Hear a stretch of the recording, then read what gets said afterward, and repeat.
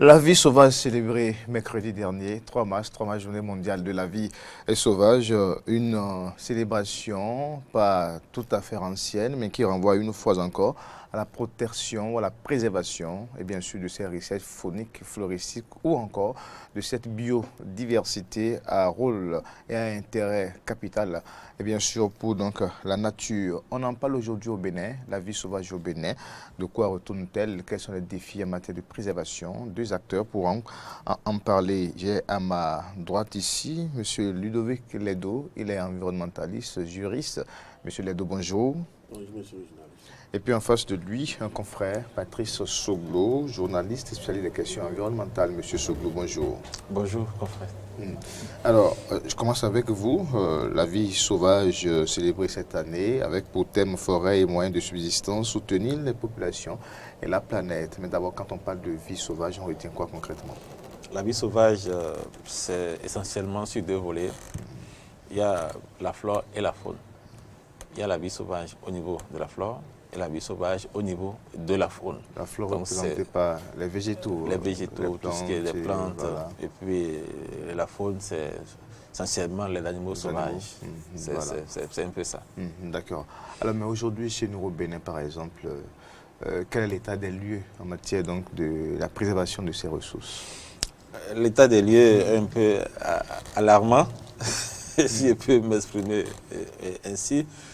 Quand nous prenons d'abord les forêts, vous n'êtes pas sans savoir qu'il y a une destruction massive de nos forêts. Au sud, on n'en a pas assez, mais vers le nord du pays, ou bien au nord du pays, nous avons beaucoup d'hectares de forêts qui ont été dévastées. Je donne toujours pour exemple les décapés. Et en dehors de ça, il y a la culture, la production agricole et qui fait que les gens détruisent énormément les forêts pour avoir de l'espace pour produire. C'est ça. Alors que, je dis, on peut faire tout ça de façon intelligente, c'est-à-dire voir comment avoir de l'espace pour la production sans pour autant déranger la végétation. C'est un peu ça. Et maintenant, quand on parle de la faune, n'est-ce pas, sans savoir que l'éléphant, le lion, le rhinocéros, on n'en a pas au Bénin, mais ailleurs, l'hippopotame sont des espèces menacées parce que les trophées sont activement recherchés. Donc le commerce illégal poursuit son cours. Dans le même temps, il y a les acteurs de lutte qui traquent ceux qui sont dans ce secteur-là. Alors, Monsieur Ledo, vous êtes juriste, vous êtes avec les tests souvent. Alors, vu ce tableau dressé par mon confrère Patrice Soglo par rapport donc à la gestion de la faune, de la flore au Bénin, alors comment l'expliquer si nous avons des tests disponibles et rappelez-nous d'ailleurs si ces tests-là qui protègent la faune et la flore? Oui, comme vous le disiez tout à l'heure, nous avons célébré le 3 mars dernier la journée mondiale de la vie sauvage. Il faut déjà insister pour dire que cette journée a été initiée en 2013 par l'Assemblée générale des Nations unies lorsqu'on voulait célébrer l'anniversaire de l'adoption du texte qui organise le commerce international des espèces de faune et de flore sauvages menacées d'extinction, puisque la CITES avait été adoptée le 3 mars 1973. Donc c'est juste pour reconnaître déjà le rôle que joue cette convention internationale sur le commerce et autres que l'Assemblée générale des Nations unies a reconnu afin que cette journée soit proclamée et célébrée tous les 3 mars. Donc voici un peu l'historique de la journée mondiale de la vie sauvage. Donc lorsque nous parlons de tests déjà, nous avons déjà la CITES au plan international. Et au plan international, nous pouvons également citer la Convention sur la diversité biologique. Nous pouvons citer les conventions sur les zones humides, convention de Ramsar et autres.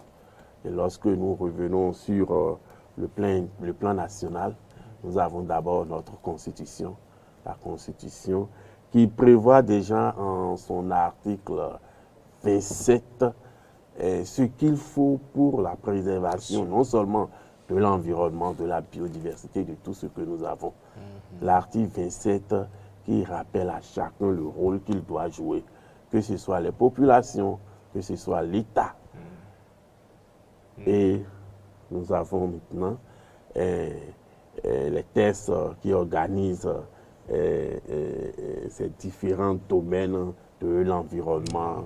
Nous avons le test qui intéresse beaucoup la vie sauvage, surtout la faune. Le test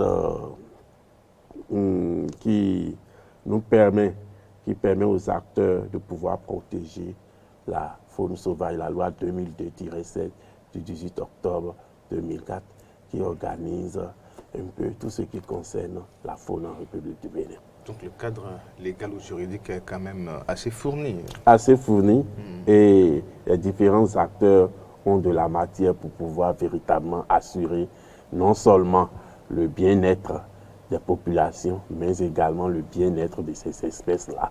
Alors, mais si vous insistez sur la régression, par exemple, de la biodiversité ou de la vie sauvage, tout à l'heure, Patrice Soublou, comment cela s'explique si on a quand même assez d'instruments au plan juridique pour protéger ces espèces-là? C'est parce qu'à un moment donné, le législateur a constaté qu'il faut encadrer, il faut poser des garde-fous pour encadrer la biodiversité. Sinon, on allait droit dans le décor. Quand vous constatez que, je prends un exemple pour caricaturer, qu'au Bénin, par exemple, à un moment donné, qu'on avait 500 000 éléphants, je donne l'exemple là, et qu'en 5 ans, ça a régressé de moitié. Il est devenu à 250 000. En 10 ans, il y a peut-être 100 000 qui sont encore partis. Donc si vous vous taisez, à un temps T, il n'y aura plus l'espèce là au Bénin. Dans le même temps, il y a des espèces floristiques qui disparaissent. N'est-ce pas sans savoir qu'il y a des camions par le passé qui quittaient nos forêts vers le port.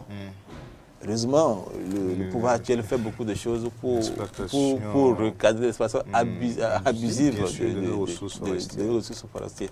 Donc, si au regard de tout ça, vous ne faites rien, ça veut dire qu'à un temps T, vous allez vous retrouver sans rien. Alors que les arbres jouent beaucoup de rôle dans l'air que nous respirons. L'exemple que je donne souvent, c'est quand vous prenez dans la ville de Cotonou un axe qui n'est pas bordé d'arbres, vous voyez comment il fait chaud. Mais quand subitement vous allez à un endroit où il y a 2, 3, 4 arbres qui ont de l'ombre, c'est une humidité. C'est une humidité, vous n'avez plus envie vous avez envie quand même de passer quelques minutes là avant de continuer. Donc c'est pour dire que si en ville on fait ces constats, dans les zones reculées où il doit y avoir des hectares de forêt pour apporter beaucoup d'oxygène et autre chose pour la nature, s'il n'y a pas ce dispositif-là, il y a un problème qui se pose. Vous voyez. Et pendant de la faune, je prends le pangolin. Le pangolin, c'est une espèce qui n'est pas offensive, mais qui est souvent ramassée à cause de sa viande et surtout de faire ses écailles. C'est encore le moment où nous célébrons la journée internationale de la vie sauvage, de dire à ces trafiquants-là de nous aider à préserver l'espèce-là. Mais s'ils continuent d'enfreindre aux lois, il y a, le collègue vient de dire, il y a les dispositions qui seront appliquées. Parce que quand on vous prend en flagrant délit, d'une est censé ignorer la loi. Et ce qu'on entend souvent, c'est mon tout premier essai. Généralement, c'est ce qu'on entend. Alors, si c'est que c'est interdit, au premier essai, on te prend, on t'applique la loi. Donc c'est le moment encore de demander à chacun, que ce soit la faune et la flore, d'apporter sa contribution pour que l'espèce soit protégée et sauvegardée. Quand vous allez sur l'UICN a mis sur à la disposition des gens une liste rouge des espèces menacées d'extinction. Sur la liste rouge, on peut citer l'éléphant, on peut citer le pangolin et d'autres espèces qui sont en difficulté. Donc si l'homme ne fait rien pour protéger, il va avoir des soucis, il va avoir de sérieux problèmes. Alors, mais pourquoi l'application justement des tests parfois pose problème? Si aujourd'hui on a des espèces qui sont en voie de disparition, classées sur la ligne rouge, comme on le dit, et qui continuent d'être encore traquées par ces braconniers ou par le fait d'être braconnés et autres, qu'est-ce qui pose problème en ce qui concerne l'application des lois? Monsieur Soglo a évoqué également le cas de la régression des forêts. Quand on sait qu'au Bénin, en plus de tout ce qui protège les forêts, il y a quand même une journée contre la désertification depuis 1985 et quand on fait les bilans, toujours, on en était encore beaucoup dégradé. Et puis le pourcentage de dégradation ne fait que donc s'accentuer d'année en année. Mais malgré cela, le gouvernement, à travers ses structures décentralisées, et bien sûr, est sur le terrain. Les ONG également sont sur le terrain. Bon, nous allons parler ici peut-être d'une question sociologique. Parce que lorsque nous prenons la vie elle-même, on prétend que la vie sauvage n'est pas aussi importante pour l'être humain. Pourtant, nous faisons véritablement le faux pas qu'il ne faut pas commettre. Parce que la vie sauvage est plus importante que même notre propre vie. Parce que si cette vie sauvage n'existait pas, on se demanderait est-ce que la vie humaine, la vie que nous vivons serait également possible. Lorsque nous prenons les ressources forestières en général, ce sont des ressources qui apportent énormément dans la vie, non seulement des populations riveraines de ces zones forestières, mais également de toute la population d'un pays. Pourquoi est-ce qu'aujourd'hui, le thème que nous avons cette année, voyez-vous, le thème est parlant, comme on le dit, forêt et moyens de subsistance, soutenir la planète et ses habitants. C'est pour montrer déjà la corrélation entre la forêt, c'est-à-dire les ressources forestières, les espèces forestières, et d'abord la planète, mais également les habitants. Pour dire quoi? Nous devons forcément protéger la forêt. En protégeant la forêt, nous protégeons la planète, nous protégeons ses habitants. Parce que tous ces habitants-là profitent de des ressources issues de ces forêts. Aujourd'hui, nous avons environ 3 millions de personnes qui vivent des ressources forestières. Quand nous parlons des ressources forestières, on pense déjà aux animaux. Non. La première ressource forestière dont bénéficient ces populations, c'est d'abord la nourriture. Ensuite, le logement, l'énergie et surtout les médicaments. Pour nous qui sommes africains, nous savons très bien de quoi nous parlons lorsque nous parlons des médicaments, des plantes médicinales. Donc, ce sont des ressources véritablement importantes. C'est pourquoi le thème de cette année doit être pris au sérieux. Et chacun doit pouvoir tirer les enseignements de ce thème-là pour que les ressources dont nous parlons soient non seulement préservées, mais protégées. Donc, l'application de la loi et autres doit aussi passer par là. Donc, chaque acteur doit à chaque fois s'intéresser à ces journées-là. C'est une question de responsabilité individuelle. C'est bien cela? Oui, responsabilité individuelle avant d'être collective. Parce que là, lorsque nous parlons des animaux sauvages, lorsque nous parlons des ressources forestières, on se dit, bon là, ça c'est la vie sauvage, on n'en a pas besoin. Mais, en fin de compte, c'est le plus important. D'accord.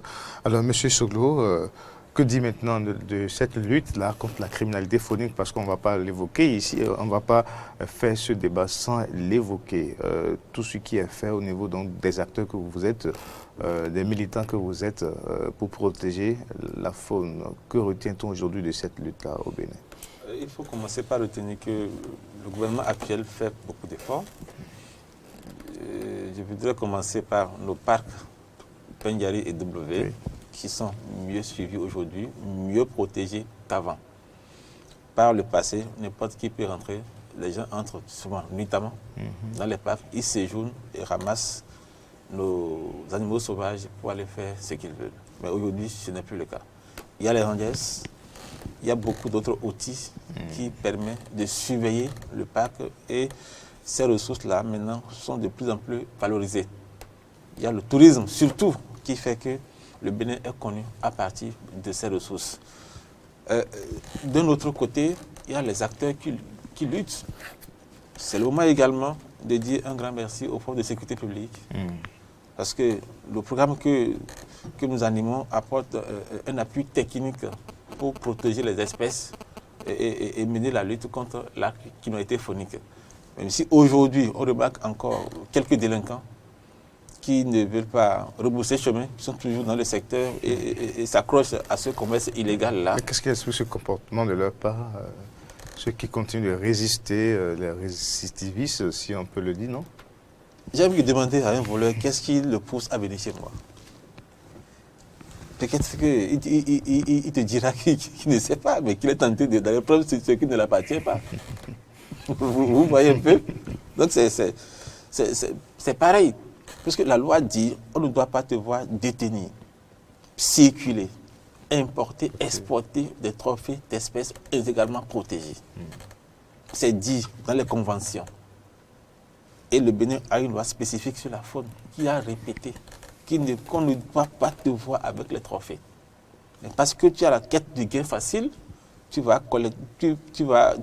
entres dans l'espace protégé, tu tues l'animal, tu collectes ces trophées à des fins de commercialisation. Mais à l'antipode de ça, il y a la loi qui est devant toi et tu dois être sanctionné. Et pour rappel, la loi spécifique au Bénin prévoit de 3 mois jusqu'à 5 ans. 5 ans d'emprisonnement. D'emprisonnement et des amendes dans marque d'intérêt à des millions de nos francs. Vous voyez un peu? Donc s'il n'y avait pas ces garde-fous-là, imaginez ce que seraient nos ressources fauniques et floristiques aujourd'hui. C'est comme un jour, si vous avez envie de regarder un éléphant, vous côté de l'argent, vous prenez un avion, vous allez chez eux là-bas, vous séjournez dans leur hôtel et vous regardez. Combien de Bénins aujourd'hui ont les moyens de faire ce exercice-là? Alors que par nos actes de protection, quand on te quitte côté, c'est vrai, il dit maintenant, il y a d'avant, pas de la publicité, hein. Donc maintenant des aéronefs qui quittent facilement le sud pour le nord. Maintenant, quand vous prenez un bus le matin, le soir, vous êtes là-bas, vous vous reposez, ça vous permet même de découvrir le paysage. Parfois, quand on voyage du sud vers le nord, c'est plaisant. C'est pas souvent l'exercice. C'est plaisant. Vous vous demandez, mais on dit que le Bénin est petit, mais pourtant, il y a tout ça. C'est ça. Vous voyez? Donc, quand vous quittez chez vous pour aller voir, d'abord, c'est à des fins touristiques, d'accord, mais vous voyez beaucoup d'autres choses aussi. Et c'est parce que vous avez envie d'aller voir les espèces dans les milieux naturels. Donc ça apporte... J'ai dit parfois que ça vous donne de longévité. Alors, Monsieur Lendo, oui, quel est votre point de vue par rapport à cette question-là, la criminalité faunique? Non. Les avancées surtout. Vous savez, le criminel dira toujours que c'est peut-être la volonté divine. Oui, c'est la volonté divine. Lorsque les personnes sont appréhendées en flagrant délit, on imagine beaucoup de choses, ce que ces personnes disent. Mais ce qui pousse véritablement ces personnes-là, c'est le gain facile. C'est véritablement le gain facile. Lorsque on nous montre déjà que le kilogramme d'ivoire est à 100 000, imaginons-nous déjà toutes ces personnes qui peuvent courir pour aller chercher peut-être ce bien précieux-là et commercialiser. Donc c'est d'abord le gain facile. Et après le gain facile, on peut citer d'autres choses qui, en fin de compte, ne préservent pas ce que nous avons de plus beau. Et il faut le dire, avec l'appui de Alpha, appui à l'application des lois sur la faune, en 2020, les résultats n'ont pas été négligeables et les différents acteurs ont senti que la criminalité faunique existe toujours dans notre pays. Parce qu'au cours de cette année 2020, l'appui a permis de réaliser 6 opérations sur toute l'étendue du territoire national. Il y a par exemple, pour faire un peu le point, une peau de panthère a été par exemple saisie, plus de 57 kg d'ivoire d'éléphant ont été saisis Au Bénin ici au Bénin au cours de l'année 2020, juste avec en transit ou bien c'est pas pris en au transit, Bénin? pris au Bénin, et qui sont aujourd'hui déposés soit auprès de nos juridictions, bien au niveau de l'administration forestière. 57 kg d'ivoire en 2020. Donc voyez-vous déjà, plus d'une quinzaine de pots de Sitatunga. Au cours de cette année 2020 également, 14 personnes ont été appréhendées en flagrant délit, juste avec l'appui de ce programme. Donc j'imagine déjà tout ce qui a été fait au niveau même de l'État central, au niveau de l'administration forestière. Donc ça veut dire que le phénomène persiste, le phénomène de la criminalité faunique. On pense bien que non, que la chose a régressé. Nous remercions déjà les efforts qui sont fournis au niveau des 2 grands parcs. D'abord pour la préservation de ces ressources-là. Mais nous devons toujours veiller à ce que ces ressources qui sont préservées le soient véritablement. Pour ne pas que des personnes extérieures puissent s'adonner à ce commerce et anéantir les efforts qui sont fournis chaque jour. Et aujourd'hui, qu'est-ce qu'il faut améliorer dans la lutte pour changer un peu les choses si malgré tous les efforts, que ce soit au niveau de l'administration forestière ou des OSC militantes pour l'environnement, pour la préservation, qu'est-ce qu'il faut faire concrètement? Il faut, comme l'a dit l'Assemblée générale des Nations Unies, il faut poursuivre avec la sensibilisation. La sensibilisation sur toutes ses formes. La sensibilisation répressive, la sensibilisation elle-même, comme nous le faisons ici.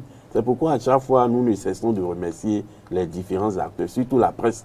Parce qu'à travers ces émissions, les personnes entendent, les personnes sentent qu'un besoin pressant existe, un besoin pressant de protection de ces espèces-là, que ce soit les espèces floristiques que les espèces fauniques.